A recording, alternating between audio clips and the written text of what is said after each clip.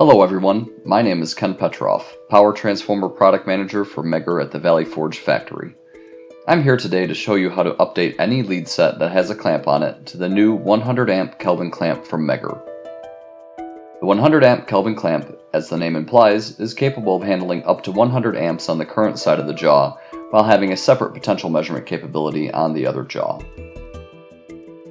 This video will show you how to remove the dust cover to expose the potential and current terminations of the 100 amp Kelvin clamp. Termination instructions can be found on the back of the box. In addition, inside you will find termination instructions translated into Spanish, German, and French. To re-terminate a lead with an old clamp to the 100 amp Kelvin clamp, you will need a few tools: a Phillips head screwdriver, a pair of wire strippers, a crimper, fast-on tabs, lugs, needle nose pliers,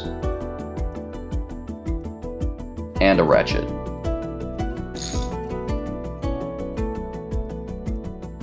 The first step to re-terminate is to remove the old clamp from the lead set.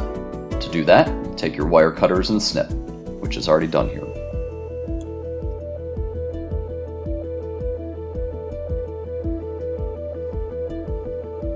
Next, you will need your Phillips head screwdriver to remove the dust cover screw.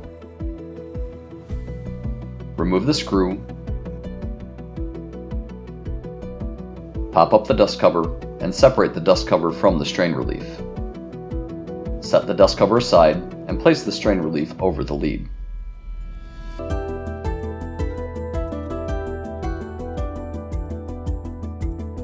Next, we are going to strip the lead to expose the potential and current wires for termination.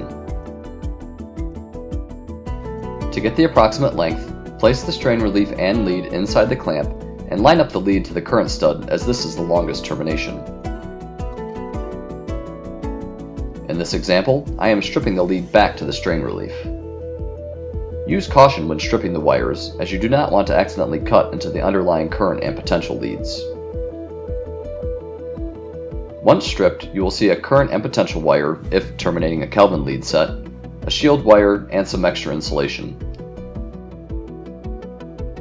Extra insulation and shield wires can be removed.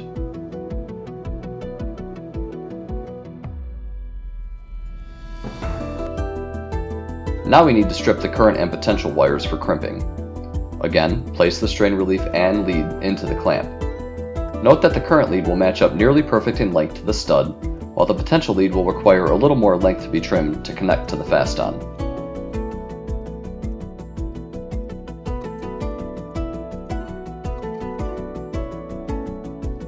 After trimming the potential wire, strip away insulation from the potential and current leads to allow for a proper crimp.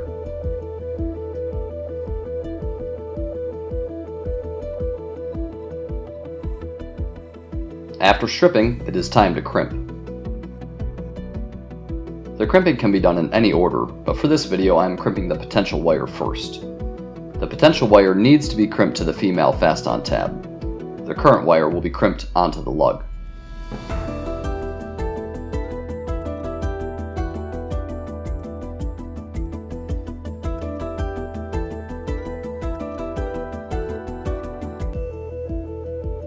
To terminate the female fast-on to the male fast-on, use a pair of needle nose pliers.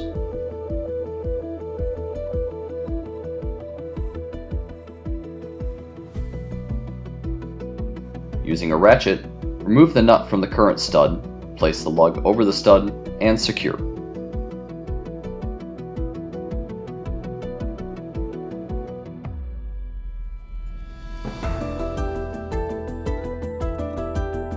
After securing the current and potential leads, the dust cover will need to be replaced. Start by sliding the strain relief into position. Next, take the dust cover, which has provisions for maintaining current and potential wire separation, and slide over the strain relief and wires. Finally, start the dust cover screw and secure with the Phillips head screwdriver. Once secured, your lead set is as good as new. Thanks for watching!